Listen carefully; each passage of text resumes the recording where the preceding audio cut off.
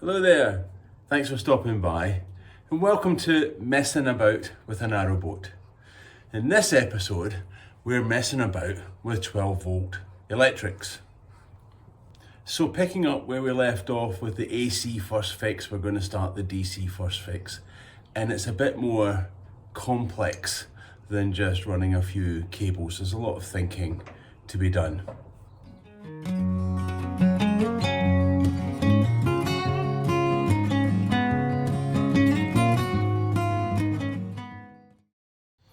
So I'm going to start off with a quick recap on how we've done the 12 volt cabling calculations. Picking up from episode 10, but just a recap coming up. So without going too deep into it in this episode, we start with a power audit. A list of all the appliances and things that we want to use on the boat, how long we want to use them for, what their power usage is in amps, and that gives us a total amp hours for everything that we want to use, which tells us the battery sizes, and it also gives us the maximum amps on the circuit. And so from our designs, we know where all those appliances are going to be, so we know the distance from the electrical cupboard to those appliances, and we can use that information to calculate the voltage drop for the DC cable. We want to hold voltage drop around 3%. It can be a little higher, but around 3% is kind of the magic number. That then tells us the cable sizes that we need to get that 3% voltage drop. And we know that fuse sizes are about 1.25 times the total amps on the current, so we can work out the fuse sizes for each of the circuits as well. Now, armed with all of that information, we can go and draw our circuit diagrams. And I've just used draw.io, and it's free and it's quite easy. And that's all this is. It's just a whole drawing of each of the circuits, the cable length, the fuse size, the voltage drop on it. Now you can either do this yourself or you can go and buy in a service that does it for you. I did it myself. It's not hard. Now your cable size calculations will come out with a whole bunch of different sizes. 1 millimeter squared, 1.5 millimeter squared, 2.5 millimeter, 6, 10, etc. Now I can't remember what those are in the American AWG standard, but the point is that when you total it all up, you need to buy like 10 meters of 1.5 millimeter squared cable, 50 meters of 2.5 millimeter square. And while it saves a little bit of space when you're doing the wiring, I found it easier just to buy a whole bunch of 2.5 millimeter square cable and a whole bunch of 6 millimeter square. Cost benefit analysis shows that was the better way to do it. And I didn't go above 6 millimeter square. There's a couple of devices that say you should use 10, but actually that won't fit into the fuse board because they want to go up to 6 millimeters in any cable connector, so it becomes a bit of a faff trying to do it. I hope that wasn't too boring for you. It's just a short recap just to give some context into the cables that we're running and where and why. Now let's just crack on with the fit out. So that's what we're going to do in this episode. We'll get as much done as we can. I don't expect to get it all done. There's 44 cables to run, including the intermediates. I'm going to start with the Galley lighting because that's two-way switching. It will just check everything's okay. So all our lighting is 12 volt puck lights. These are things, got them off from Amazon. They're really nice. These are 2.5 watts. So tiny little draw in terms of amps. And these are cool white. I prefer the cool white to the warm white. The warm white is kind of yellow and these are a bit brighter. Now, when fitting LED lights, the general rule for spacing, so whether you're having like 1 foot spacing, a 2 foot spacing, a 3 foot spacing, the general rule of the spaces between lights is that you measure from the floor to the ceiling height and you divide it by 2. That gives you a rough spacing. So that would be 3 foot spacing between our lights. But that's for standard domestic, typically 5 watt LEDs, like in a kitchen or, you know, recessed lighting. These are smaller than that. So I'm thinking it might have to be 2 foot. So I'm going to temporarily put them up at 3 foot, see what the light spread is like, because you don't want shadows, particularly in the galley, you don't want shadows. So I'm going to see what the light spread is like, and then if I need to adjust it to 2 foot, then that decision will be made for the whole boat.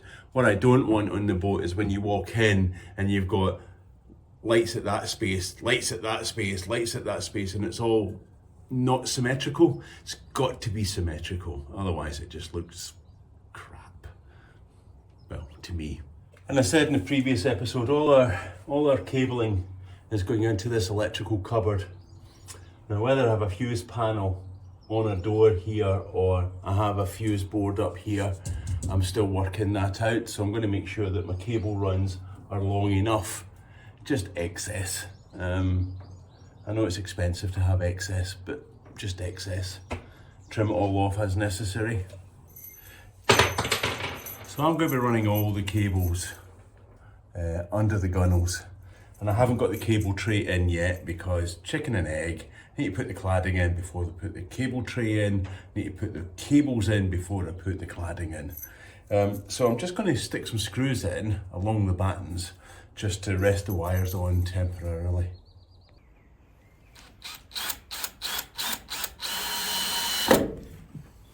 Time to run some cable. So I've put my cable drums on my broom. I'm just going to pull. Ha ha ha ha. Yep, right. So this is a 2-way light switch, so you can switch it on here and off at the door, vice versa. I think they're called 3-way in America, some other countries. So you need an L1 and L2, but I'm running the negative along with the primary cables, the positive cables, all the way up the ceiling, just to keep it all together, really. For no other reason. There's lots of ways to wire light switches, you know, in the house. You've got them and then they spur off down to the fuse, you get a switch line and back up. I'm beginning to think, well, these days almost all switches become smart switches, and smart switches need a negative to work well. Some don't, most do. So running the negative up through the socket makes sense, and actually you don't save that much wiring.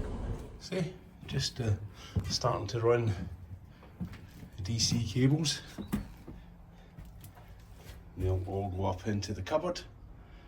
That one's fallen off. Right, and plenty long enough to reach the fuse board. Right, I just got to label up those, these are terrible. Any of these things off? Fiddly wee buggers. Right, got it. There you go. Right, so label up the cable, because when you start running lots of cables now, it's going to get a bit weird. So the way 2-way switches work is you have to run a power cable between the L1s and the L2s on the switch. I'll show you that in the diagram. There. Well, one of them. I'll show you in a diagram. So I've chosen a grey colour for L1 and a purple colour for L2. Just a colour. So as well as labelling them, I'm just cabling out with some shrink wrap so that I know what's what. Yeah. So cables are in. I'm just going to wire everything temporarily to a switch each end, and I'll just check everything's working okay. The two-way switching is actually pretty easy to wire up. I know it looks pretty daunting when you look at it, but it's not really. 3 wires, depending on what side the plug's in. So here you've got an L1 and an L2, and that matches L1 and L2 exactly on the other switch. And then you've got a COM or common, and that's either power in or power out, depending on the side of the switch you're on. And this one, because it's the wall, it's a power out, it will feed up to the lights. So essentially, if the switch is up, it will go to L1. If the switch is down, it will go to L2. And the same on the other side. So in fact, if the switches are both down, for example, the circuit's broken, you can't use it. Sorry, I'll rephrase that. The circuit is broken and there's no power. So it's either on L1 or L2 or none. But COM is the way to do it. It's an easier way to do it. There's kind of different ways to wire these up, but L1, L2 connected together at the switches, COM input, COM output, and it's easy. So it just remains to put the lights in. In these ones, black is negative, and the white is positive. So we will do square-eyed. There you go. And I'm just going to hang them up to where they're supposed to be. I'll just tape them up for now. I could, and I probably will, put some strips of plywood and sink these in. But for now, I just want to see if it's 3 or 2 foot spacing.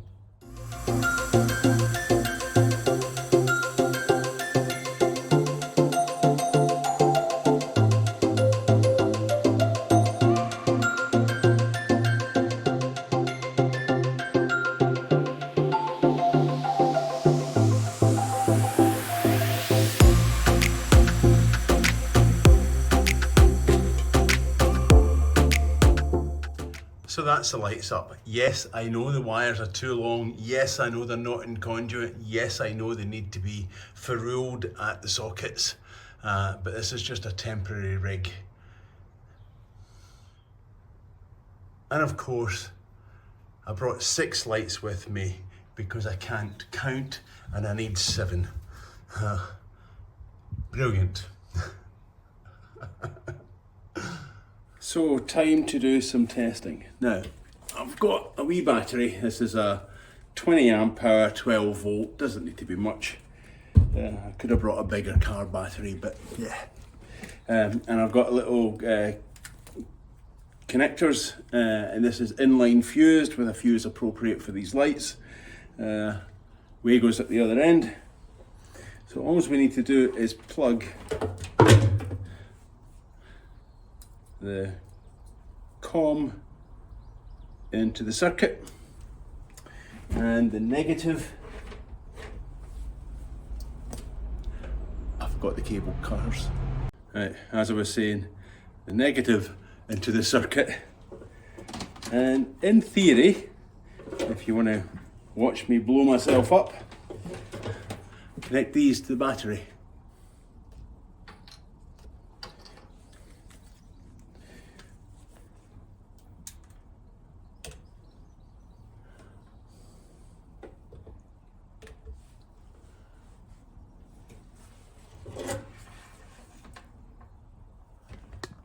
Well, I didn't blow myself up.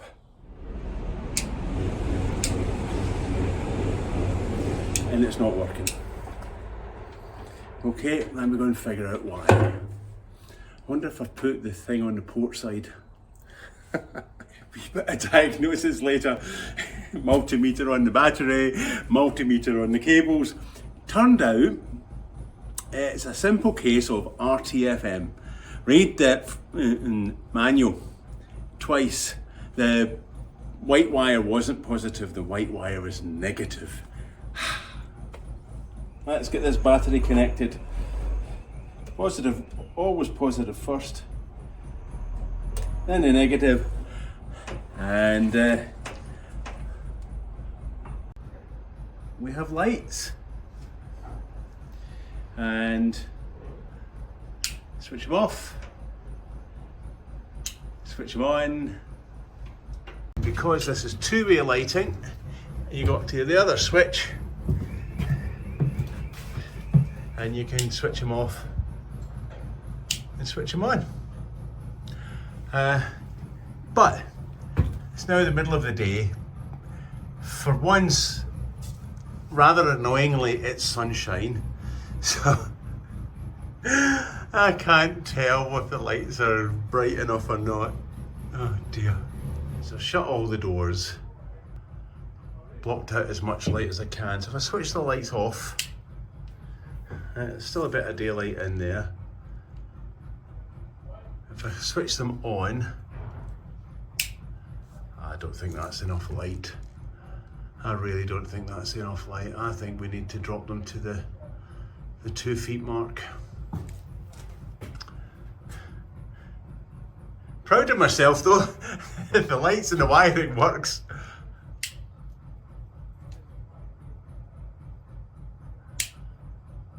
Just need to tidy all of that up now. But I think, yeah, 2 foot. 2 foot between the lights instead of 3 foot, because there's such low power. You think about it, you're going to work here in the kitchen and you've got, too dark. What I'll do is I'll take the 6 lights that I've got here and I'll run them at 2 foot, see if it's any better just down one side. So that's them at 2 foot centres or 600 mil. So basically a light over each cabinet on the floor. So they're nice lights. Yeah, still a bit. I like bright lights, really bright lights. The good thing about these lights is they're not harsh, so they're diffused, so it's always going to reduce the amount of light coming through anyway, but the light spread is better. It's a wider beam, better spread, so no shadows, which is kind of what you want. So it's the end of the day, time for a treat, wee bit of the brew. I'm quite pleased with today, actually. It's been kind of playing on my mind about how to do all of this. Even though I know how to do it, it's just been like, where do I run the cables? What's the right lumens for the lights? Is it bright enough? If it was me, I would have 150 watt bulbs everywhere. But I know that's just not possible. I like bright light. Something to do with the cataracts and old age, I think. But it's all wired and tested, so I know the circuit works. I know the lights kind of work out at that 2 foot centres, 600 mil. So I've done one side. I've got 18 more lights at home. I'll bring them up tomorrow and I'll put the other side up, and just to make sure it's all balanced up. And then it's a case of, right, well, that's all test scrap bits of cable that I had lying around. You know, they're 1 metre long, 2 metre long things. So time to tidy all of that up. The only concern I have is that we know that the kitchen is a bit out and it's going to have to shift a little bit. So if I'm wanting lights on top of each kitchen cabinet, I'm going to have to compensate. And I hope the compensation's enough, but I think it'll be fine. So, time for a tidy up and then we'll crack on tomorrow. Another day back at the boat. Job today is really simple, and I'm not going to video it very much because I waffled on quite a lot yesterday, but you know, like most of my videos, the first one is always quite a lot of detail, and then it's kind of crack on now. So I'm in the middle of measuring out all the spacing for the lights at 2 foot 600 mil, and then I'll start tidying up all the cabling. However, it's an absolutely glorious day. It's amazing out there. Spring has arrived. It's still a bit chilly, but the sun's lovely.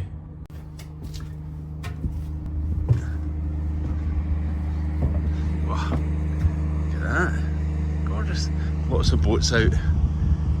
Lots of boats movements today. Lots of boat movements. Kind of makes you just want to sit out on the deck if it wasn't for the crane pumping out diesel fumes. I'm way back inside.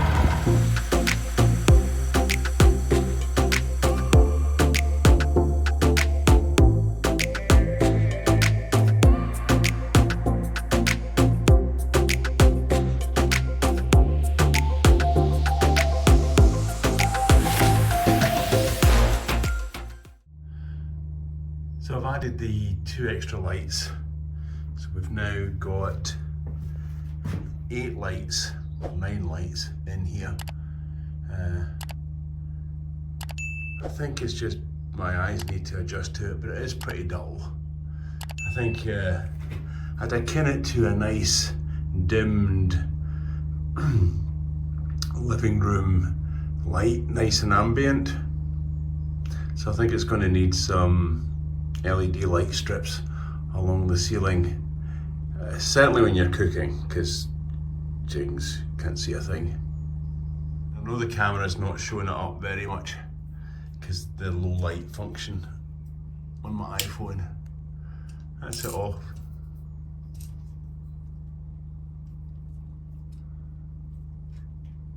That's it on.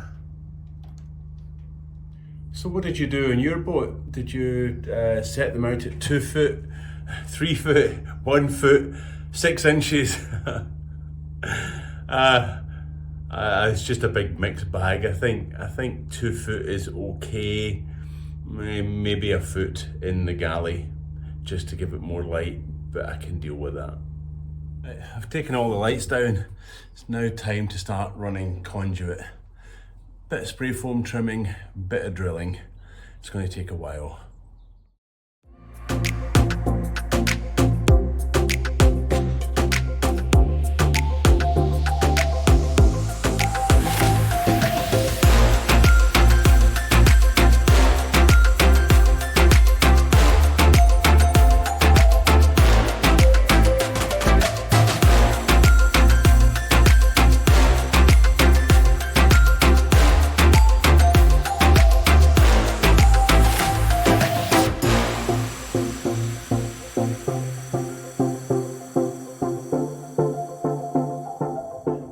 Took me a bit longer than I thought it was going to take. I eventually turned the camera off because I don't think they allow that level of swearing on YouTube. So only 2 things remaining to do.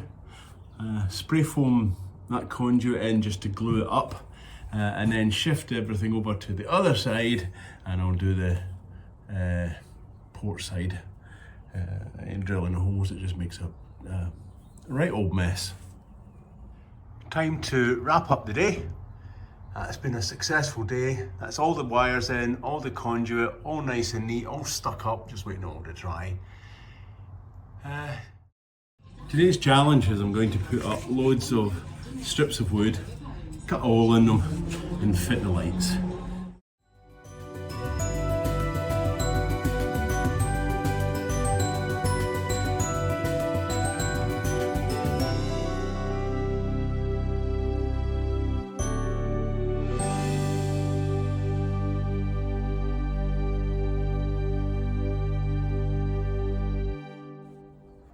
Right, that's all the holes cut. I'd forgotten how much kickback you get from one of those hole cutters if you're not careful, particularly when your drill bit is bent.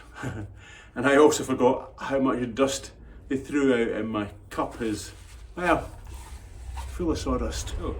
Hole, puck light.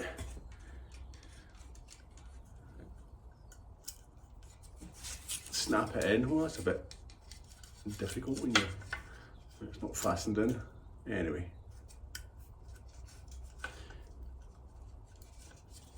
Nice strong springs. There you go, that's what the lights are going to be like. They're really nice. So I'm going to fasten these up. Last one. Yay!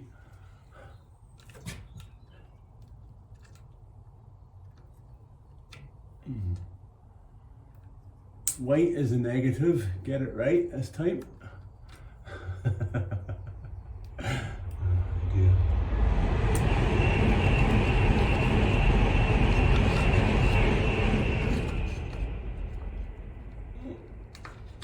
Whoa. Yeah. And clearly it's a temporary bit of roofing. It's only just to see what it's all like. That's all right actually. Those 2 foot centres, they look nice. Let's give them a try and power. See if it lights up and it's a better spread. Well, that's been a good few days work. All the lights are up. Two-way switching is in.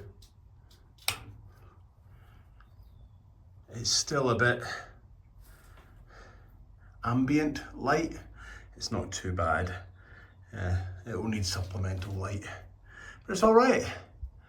I don't think putting it to 1 foot or 1.5 foot is going to make any major difference. It's just dull. That's the way of it. That's the way of it. So I think I'm going to call it quits for this episode. Finish on a high with the galley lights all in place. Roma will be down in a day or so when she's got a day off, and we'll just make a decision on what we're going to do with them. In the meantime, I'm sitting on the deck. There's no diesel fumes. The crane is switched off. Hey! And it's going to have a nice weekend. Lots to do this weekend. Lots of family things coming up. So on that note, we'll do the usual. Well, thank you very much for watching. Thanks for liking. Thanks for subscribing. Keep the comments coming. We really do enjoy those. And we'll see you next time.